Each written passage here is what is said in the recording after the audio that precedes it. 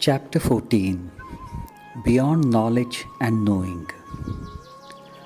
The enclosing wall is covered with a green velvety carpet, which shines in the morning rays of the sun.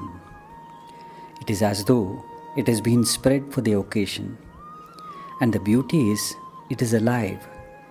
The wicket gate is rusted from the years of exposure to the rains, and it serves as a comfortable throne for the boy of 6. He sits with his back towards the road, facing the large compound. Towards his right is the old, weathered building. It houses the local post office on the first floor and the residence for the postmaster, the boy's father, on the ground floor. His eyes are beholding a spider web on a mango tree, which is decorated with hundreds of shiny suns. But as the large spider moves its legs to strum the strands on the web, a few of the suns fall on the ground to become drops of water. A cuckoo sings, and the sound is a feast to the ears. It is joined by a crow who appears to take inspiration from its friend's song. Near his feet, a dog sits apparently asleep, but ready for any call from its young master. On his shoulder sports a squirrel, licking his body. The boy hears his mother cleaning God's utensils, which make the tinkling sound, pleasing to the ears. His father's voice begins chanting the Sanskrit verses as he starts plucking the flowers for the worship. When mother finishes cleaning the utensils, his father will begin his morning devotions in the puja room. These sounds indicate the reassuring presence of his parents near him, and yet his senses are eager to catch something new.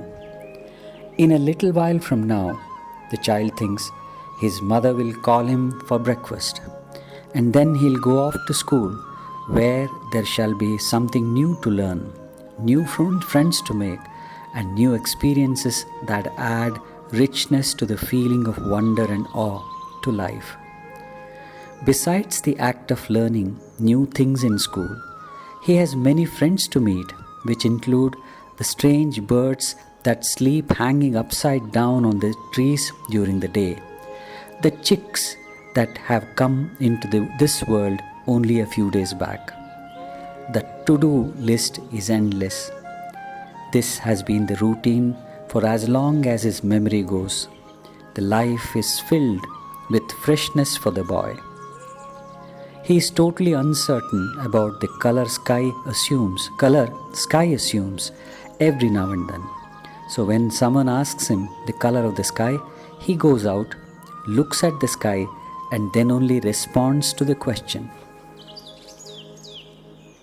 Such behavior, however, cannot go on perpetually, for knowledge is definitely going to overtake his wonder and take control over his life. At the moment, all he learns is a few rhymes and tables.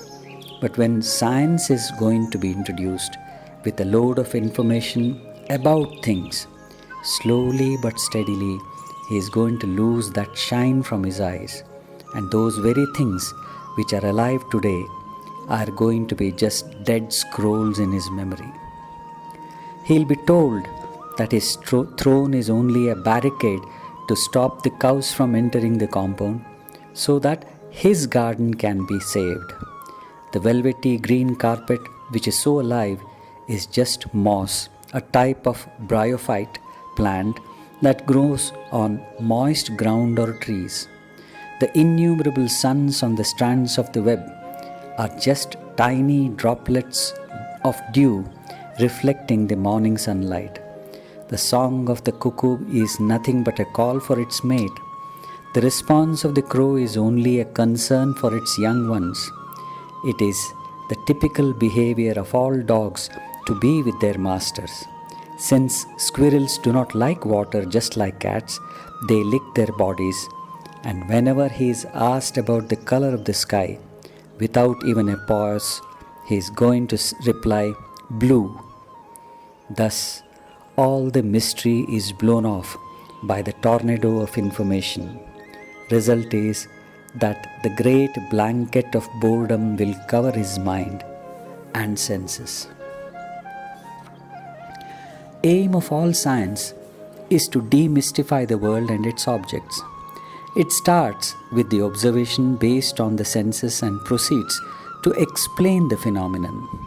Thus, the most essential fluid, water, is only a compound of two atoms of hydrogen and one of oxygen. For the past 3 or 4 centuries, everything is literally explained away by the science.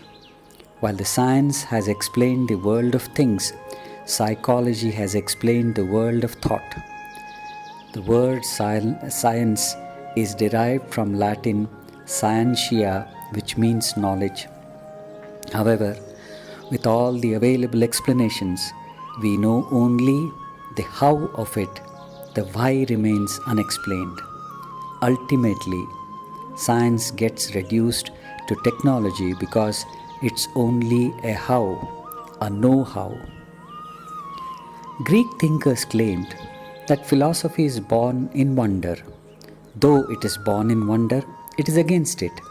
When it destroys the wonder by giving explanations, systems, and solutions, science is born. And when science experiments and comes to know the how, it becomes technology. The religion is based on mystery. It believes not only in mystery, but is also convinced that the mystery is ultimate. We can never destroy the mystery as it cannot possibly be decoded. Once we begin to feel that the mystery of existence is ultimate, we start regaining the childhood. The wonder starts caressing the consciousness once again. The Upanishads maintain that the religion ends in wonder, no matter where we begin. In the Eastern universities, which were called as Gurukulas, the effort was to teach a student the art of meditation. And the meditation is nothing but dropping all knowledge. They were taught deep ignorance, which opens the doors to the mystery. They were given a taste into the non-ego states. The Western universities, and there are no Eastern universities anymore, have been teaching knowledge for centuries. Whenever a student comes out of a university, he is stuffed with knowledge, but has very little of his soul left. The so-called educated have started creating more and more problems for themselves and others. This is due to the fact that he or she is given only the ego and nothing else. He has neither humility nor humanity. The knowledge gives him the feeling of I know, in which knowledge is subservient to I. This ego creates politics, ambition, jealousy, struggle, and violence. The ego can never be satisfied unless it reaches the top.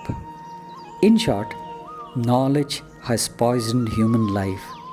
There is a beautiful Sanskrit proverb. Vidya vivadaya dhanam madaya shakti paresham parapidanaya khalasya sadho viparitametad jnanaya danaya cha rakshanaya. Knowledge is used for argument, wealth is used for arrogance, and might for troubling others, while they are really meant for opposite aims of attaining wisdom, charity, and for protection. Knowledge is always of the past. An event has passed, its impressions are carried by the mind. Thus, knowledge is only a memory, an accumulated store of information about the experiences of the past. Whatsoever is objectively known by mankind has become science. Thus, science is knowledge, but spirituality can never be so. Spirituality takes us towards knowing, which is an eternally ongoing process. When one drops all objects from the consciousness and moves towards the eternal subject, knowing begins. But then one can never come to a point when such knowing is complete and one can say that I have known. It is very much like the breathing. One can never say that I have breathed, for as long as one is alive, one continues breathing. When someone dies, we say that he breathed his last. Knowledge is a corpse of experiences and impressions that do not allow knowing, while knowing is always being receptive and open to the new experiences. Knowing is like the perpetual movement of water in a river. In fact, when the movement stops, the water body is no more a river. Knowing is open, it keeps growing. In Vedanta, the only sin is to identify oneself with knowledge, because knowledge closes all possibility to grow and to be, as it perpetually dwells on the past. Even when one does not think of the past, one thinks of future as the projected past, whereas knowing is the perpetual dispersion of the past and being open and receptive like a prepared earth waiting for the seed. This aspect has been repeated again and again in the Upanishads, especially the Kenopanishad. Having told that it is not an objective knowledge derived through the windows of the senses, and looking into the eyes of the disciple, the master has a little suspicion whether his statements have been taken as the subject or the existence in the entire manifested universe. He gives a warning in the opening verse of the second section of the Upanishad. Yadi manyase suvedeti dabhramevapi nunam tvam vetta brahmano rupam yadasya tvam yadasya deveshvatha nu mimamsyameva te manye viditam.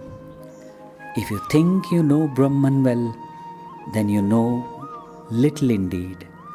For the form of Brahman that you see as conditional in living beings and gods is but trifle. Therefore, you should inquire further about Brahman. The disciple, after reflecting further and realizing Brahman, replied, I think I understand. Upanishads claim that the Brahman has two aspects, the manifest and the unmanifest.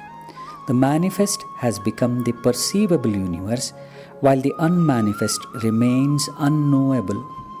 Even the manifest, which has been considered as infinite by the astronomers, is just a small song sung by Brahman, which has become manifest. If such a song remains infinite and known only to an infinitesimal extent, how can one even conceive of knowing Brahman? This idea of unknowable feature of the ultimate reality has been repeated often using different words throughout the Upanishads, especially the Kenopanishad. The master in the above verse goes to inquire further into the understanding. Taking the hint from the master that the Brahman is beyond the known and the unknown, the disciple sits quietly and goes deep into his own consciousness. He discovers the truth and exclaims that he thinks he understands it. The cautious mood and the careful approach by the master and disciple illustrates the subtlety of the inquiry. If it were to be comprehended easily, it would turn out to be wrong comprehension, as in the case of Virochana. Virochana and Indra approach Prajapati to know the Brahman, forming a fascinating section in Chandogya Upanishad. Referring to this episode in his commentary on this verse of Kenopanishad, Adi Shankara says, "It has been seen that when the teacher said, 'The person that is seen in the eye, this is the Atman, this is the immortal and fearless Brahman,' Virochana, though a scholar and a ruler of the Asuras and son of Prajapati, on account of the blemish in his nature, and in spite of non-comprehension of the teaching, understood the opposite of what was taught, namely that the body was the Atman. Similarly, Indra, the ruler of the Devas, not comprehending the teachings at his first, second, and third attempts, grasped the truth of Brahman in the fourth attempt from the initial exposition itself as a consequence of the destruction of the blemish of his nature. Even in the world, from among a group of students listening to a teacher, some students grasp correctly, some wrongly, some just the opposite, while some fail to grasp anything at all. If this is so in the worldly sphere, what to speak of the difficulty in comprehending the truth of the Atman, which transcends the senses? It is said that Mullah Nasruddin was badly in need of a job, but none took the risk of employing him. That's because he was an extremely lazy person by nature, and yet a merchant, taking pity on him, offered him a job that did not involve much work. After a trial of 7 days, the employer found Mullah unable to do even the little work given to him. Calling him, he said, "Mullah, it appears the work is too strenuous for you. I have to employ some other person." Happily, Mullah joined. "I am glad you noticed that the work given to me is really meant for two. It will be easier for me." What the employer meant was that he wanted to keep some other person, and Mullah took it as another person. After the careful exposition from the Guru and a more careful meditation on the words of the Guru, the disciple says, "I think I understand." The content of this realization is given out by the next mantra.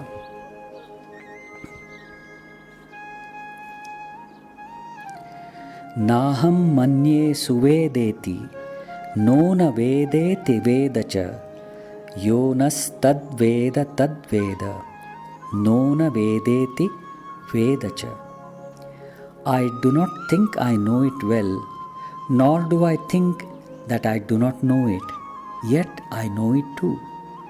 He amongst us know it who knows not that it is other than the unknown and the known. One of the most beautiful methods adopted by our rishis in communicating the incommunicable was the method of paradoxes. They never allowed logic to control their power of expression. The Western scholars who translated considered the poets of the Upanishads as immature due to this.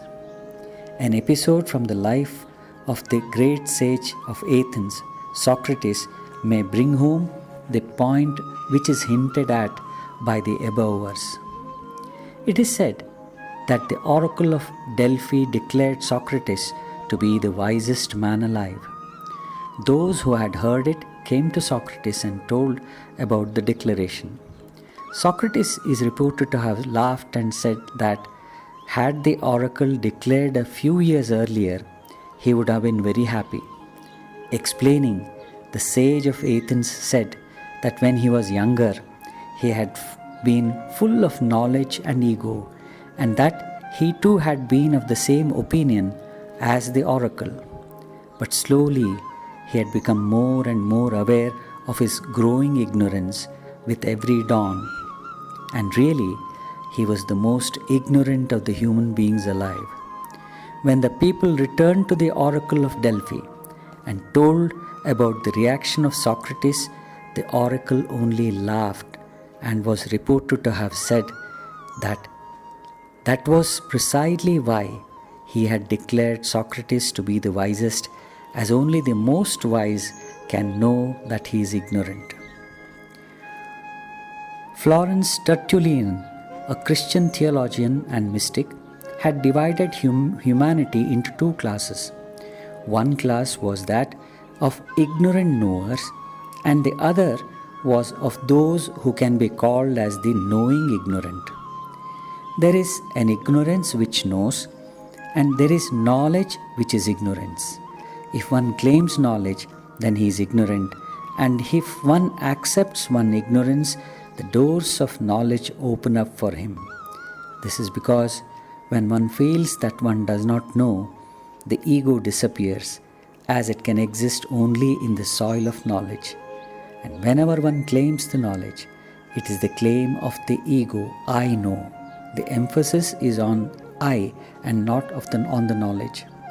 Whereas when one says I do not know, the emphasis is not on the ignorance but on the egolessness. Another very important thing is that the ultimate is unknowable, as a part can never know the totality of existence. At the same time, the part cannot be ignorant, as it belongs to the total, so it knows in a way, but never the whole, as it is so vast. When a river falls into the ocean, it comes to know and feel the ocean as it lives in the ocean, but it cannot possibly merge into the total ocean. Similarly, when the consciousness falls like a river into the ocean of Brahman, one knows him in a way, but never in totality. Consciousness keeps growing perpetually without end. One who has merged with Brahman can never say, I am ignorant like Socrates, nor make any claim, I know. This anguish can be felt in the paradoxical statement made by the disciple. Though the statement appears confusing, Brahman is within the reach of every being. Each one of us has to do, what one has to do is to be alert and receptive. The fourth verse makes one of the most profound utterances ever made by the Upanishads. Pratibodha viditam matam amrutatvam hi vindate atmana vindate viryam vidyaya vindate mrutam.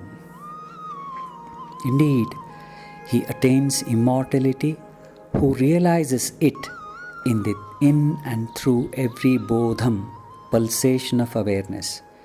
Through the Atman, he obtains strength and vigor, and through its knowing, immortality.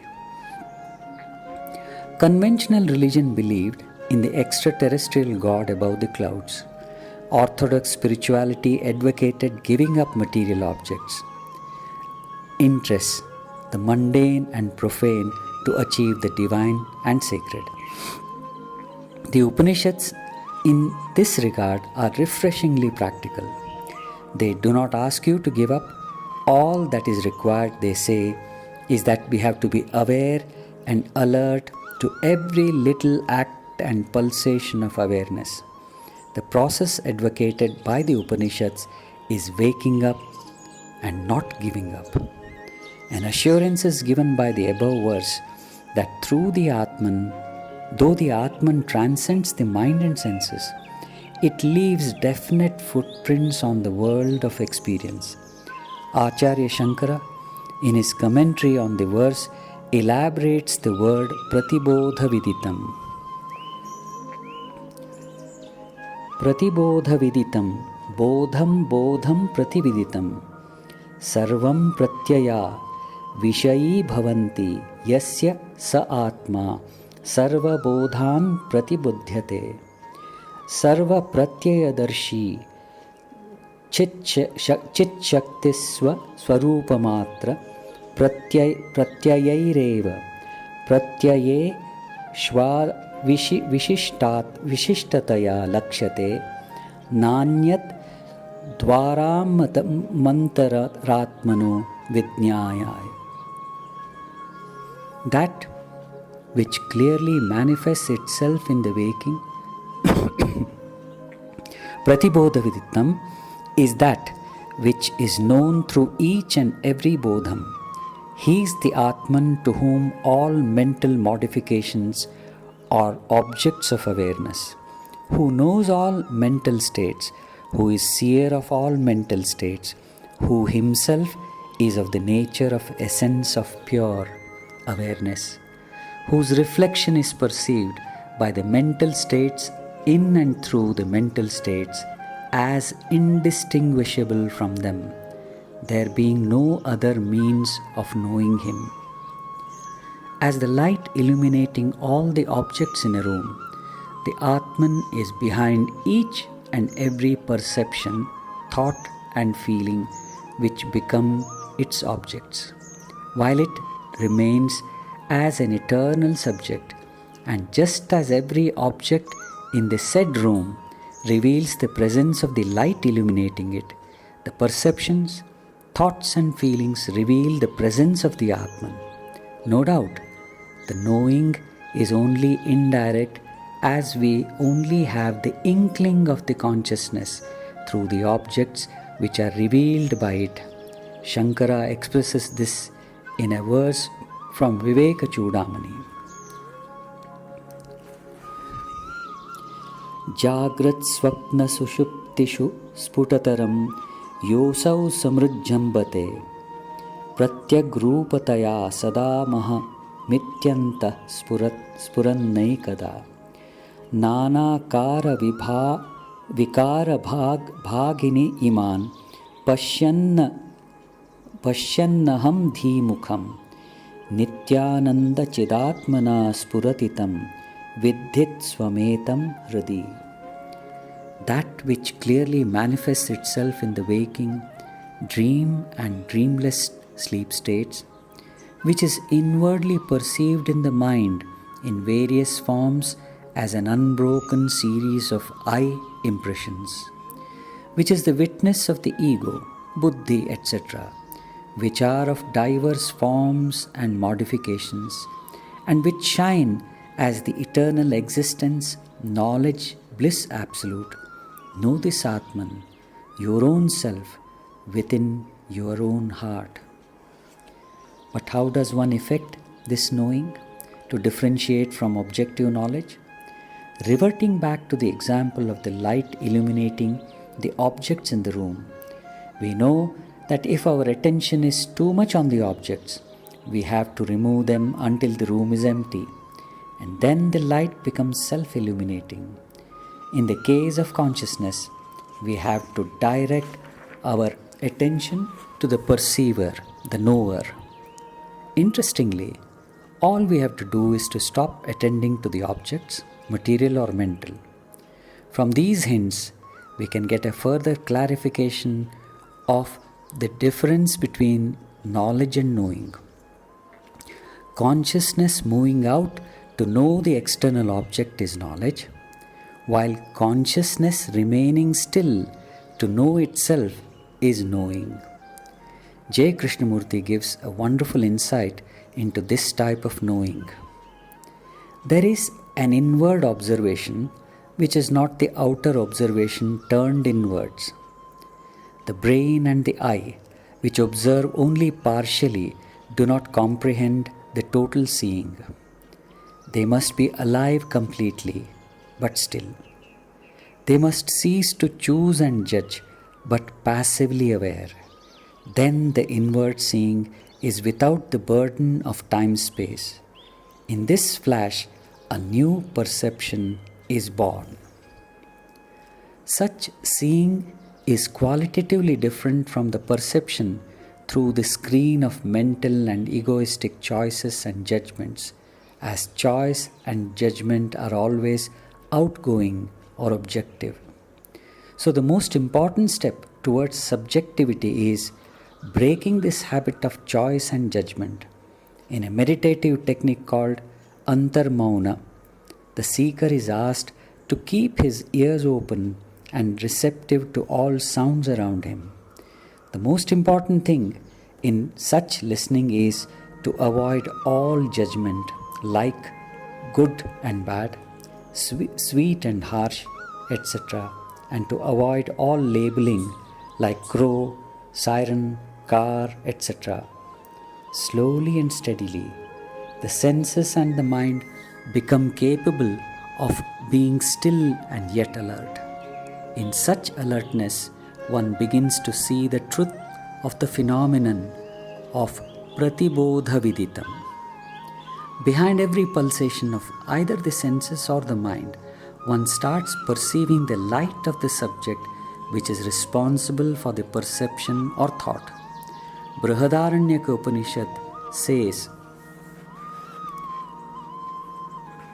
Tadetat padaniyamasya sarvasya yadayam atma anena hyetat sarvam veda yatha vai pade nanu vindayet evam. Of all these, the self alone should be realized. One knows all these through it. Just as one may get at an animal through its footprints, so may one get back at the self through its footprints on the sands of experience. Shadows can be seen in front when one is showing one's back to the source of light. These shadows may cause infatuation or attachment, concern, or even fear in the person involved with the shadows. One forgets that the shadows are there because of the light which is behind. But soon as one faces the light, all projected feelings lose all significance.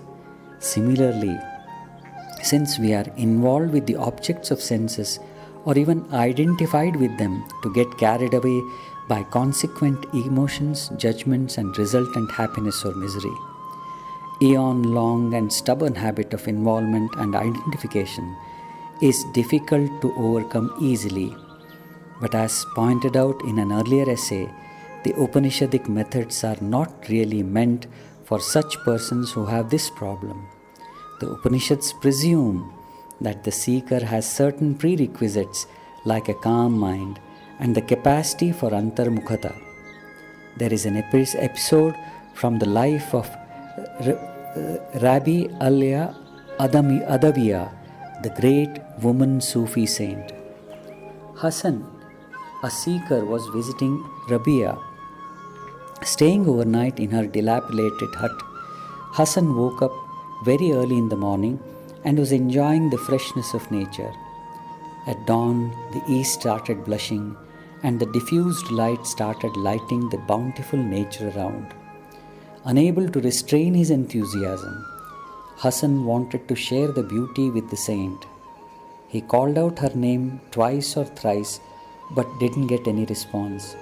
Entering the hut, he found the saint sitting on her seat with her eyes closed, sporting an ethereal smile on her face. Calling out once again, Hassan exclaimed, "Open your eyes, come out and look at the bounty of nature." Without even bothering to open her eyes, Rabia observed, "Close your eyes and behold the one without whom no one can enjoy anything. His beauty is infinitely more than what is felt outside." Kenopanishad says that through Atman one achieves strength and vigor, and through its knowing, immortality. Whatever happens, the Atman is behind every perception and knowledge. When one identifies oneself with the Atman, strength and vigor is the natural outcome. Even a little self-knowledge has helped man to control animals much stronger than him, to control the external nature to a great extent, which is greater than him. Not only that, but men possessed with self-knowledge control men bereft of it. Ordinary self-knowledge is being used to control and exploit others. However, the knowing that proceeds from the Atman confers universality, sympathy and harmony, because the Atman is not mine, yours or theirs, but is the self of all. This gives vigor and strength to the knowing. Shankara comments on this verse as follows: "The strength proceeding from wealth, friends, mantras, drugs, austerity and mind control cannot overcome death, because it is the product of things which are themselves transitory. The strength proceeding from the knowing of the Atman, on the contrary, is attained only through Atman and not through someone else. Thus, the strength arising from the knowing of the Atman, being self-attained, can alone overcome death, it being self-attained and not mediated by some other being, things or beings. The great Macedonian emperor Alexander, it is believed, was surprised at the resistance offered by the forces of the small kingdoms on the border of India. When he made inquiries, he was told that the strength lay in the conviction that even in an ordinary soldier that he was much more than just the physical body, that he is very intimately related to the infinite spirit transcending any change or even death. It is obvious that the ordinary soldiers may or may not have had the direct experience, but even the intellectual conviction could give them so much strength as to challenge the emperor. It is said that he wanted to meet some of the enlightened rishis who, he had been told, had realized this truth. On meeting them, he was never the same ambitious self again. Having expounded the glory of knowing, the Upanishad proceeds to tell us that this realization is to be achieved here and now, in this very life, and not in any post-mortem heaven. Iha ched vedadatha satyamasti nachedi ha vedittan mahati vinashti bhuteshu bhuteshu vichitya dhira pretyasman lokadamrita bhavanti. For one who realizes it here in this world, there is true life. For one who does not so realize, it is a great loss. Discovering the Atman in every single being, the wise ones, dying to the world of sense and mind, become immortal. Almost all religions, as we commonly understand them, dictate moral and ethical code of conduct. If the believer follows them, they promise the highest heaven is for him after death, and if he does not, they warn, he'll descend into the most painful and horrible of hells. Whereas the Upanishads consider such threats childish. Vedanta pronounces that truth is to be realized iha, here and now, in this very life. Such emphasis can be valid only if the truth is our very nature, our very birthright.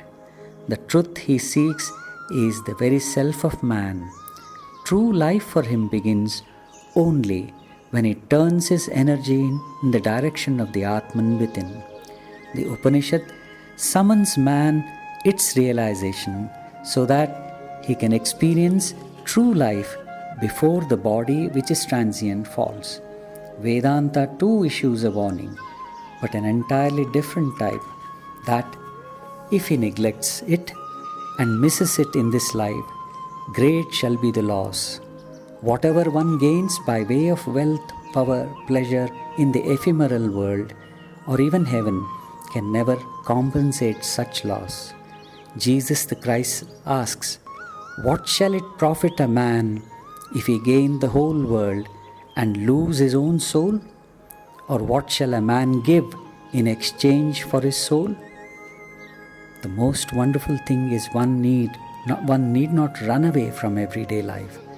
The truth is so vast as to include everything, including the so-called mundane in it. The method of realization then is not outside the world of daily experience, but is possible with its help. The previous verse hinted at this, taking the help of the word pratibodha viditam through every and each pulsation of awareness, and the present verse through iha, here and now. The intimations of the ocean can only be felt through the waves. The reality is so vast that it will remain ever unknowable. But yes, one can get a taste of it through the vibrations of awareness, the I feelness that fills our day-to-day life. What everyone has to do is to be ever open, alert, and aware during these moments. It is obvious that we will have to sacrifice our somnambulistic life, and it's a great sacrifice. This shatters to the ground the erroneous notion which has troubled many that one has to leave the world or give up one's position or break oneself away from the family to retreat into caves or forests for realization of the truth. What the Upanishad does say is that we will have to give up our involvement and identification with the material. As such, behavior makes us forgetful of the consciousness without which the experience of the world is impossible. So, a change in the attitude as also a way of life is mandatory. Right from the second verse of Kenopanishad, the Rishi has been repeating once and again that we have to seek the principle which is behind the senses that perceive their respective objects. The first chapter is totally devoted to this aspect of the practice.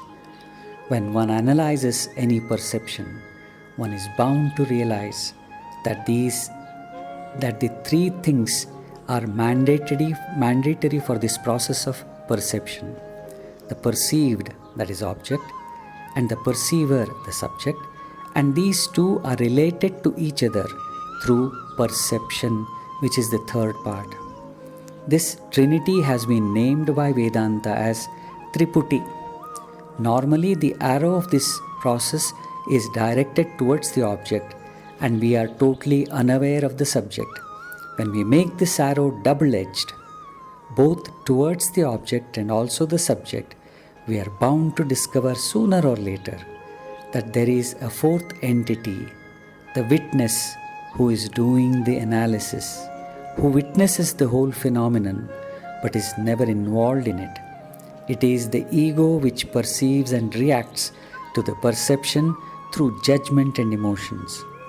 The witness is like the conceptual Rahu, who is not seen but whose presence can be felt through the eclipses. Yoga Vasishta observes, Adrishyo drishyate Rahu grahitena yathenduna tathanubhava matratma drisyenatmavalokyate. The invisible Rahu is perceived through the eclipsed moon. In the same way, the Atman, who is a pure experience, is perceived through the objects. We have to reach the Atman through constant and continual awareness of I am or I feelness. Man as he is always identified with something or the other. Identification has become a stubborn habit for him. Whatever we see, we become one with it. Whatever we feel, we merge with it. Whatever we know, become inseparable part of our being. Consciousness is like a mirror. It reflects whatever comes in front of it. While an ordinary mirror remains unaffected, our consciousness, which is a conscious mirror, gets identified with the objects it reflects. So, instead of remaining unaffected, it becomes the object in front. This perhaps is the greatest illusion or fallacy of existence, because consciousness intrinsically, inherently cannot become one with anything. It always transcends whatsoever is experienced, known or felt. Identification is only an appearance, but there is identification and hence the misery. This is due to the fact that we can at the most understand this is due to the fact that we can at the most understand the ego, whose very nature is identification. How can we transcend the Triputi? It can be only during the experience or knowledge. One is holding this book and reading. There is one's hand is the book. In one's hand is the book, and here inside is one who reads and comprehends. One has to be aware of the object and the reader, and both are related through the act of reading and comprehension. When the witnessing becomes casual, suddenly an insight dawns that it, the witness, is other than the object and also the subject who comprehends. And the greatest part is that it neither belongs to the object nor to the subject. It does not belong at all, but everything belongs to it. This witness or Atman is in everything and every being, and yet is unaffected and unidentified by it. This observation is recorded by the next line of the 5th verse, which says, discovering the Atman in every single being. All the negative feels like infatuation, desire, greed, fear, anger and jealousy are born due to the feeling of separation from the rest of the world, or the other. This otherness is caused by the ego. It is the ego again which distorts and brings about the identification with the objects. The identification is the cause of all misery and bondage. Paradoxically, the identification can never be the act but is always apparent. Paradoxically, the identification can never be the fact but is always apparent. Having risen to the witnesshood, one notices that everything changes except the witnessing consciousness. One realizes that one is a conscious, non-involving mirror, and every object, including the body-mind, is but a reflection on it which comes and goes. This is the state of immortality which all Upanishads speak of, which should never be mistaken for the immortality of the limited body-mind. Atman is not a cerebral idea, but a positive destination, nay, the very nature of our being, especially of human beings, and learning, knowledge, ego, identification, etc. are all just intermittent stations or stages which come on way. If one gets stuck to any one of them and forgets to continue the journey, one has to pay the price of peace to experience agony and anguish. The very nature will never allow one to rest content till the life's fulfillment is sought. We complain of the increasing violence, injustice, misery, and all possible negative clouds that are hiding the sun of human consciousness. Perhaps the humanity as a whole is in its stage of adolescence, when there is a deep interest in gathering information and knowledge, power and fame for nourishing the ego. Anguish, which is an inseparable characteristic of ego, will not allow it to rest till it continues its journey into consciousness. The innocence of childhood will be lost, as that innocence is characterized by ignorance. A child will have to learn good and bad things, involvement, or even identification. And that is a necessary or even a mandatory part of growth. One can and will grow out of it towards knowing innocence characterized by wisdom. Kenopanishad says that it is not necessary to wait for the nature to do its work. If one understands, it is possible to speed up the process of growth. If one grows up on one's own, great will be the gain.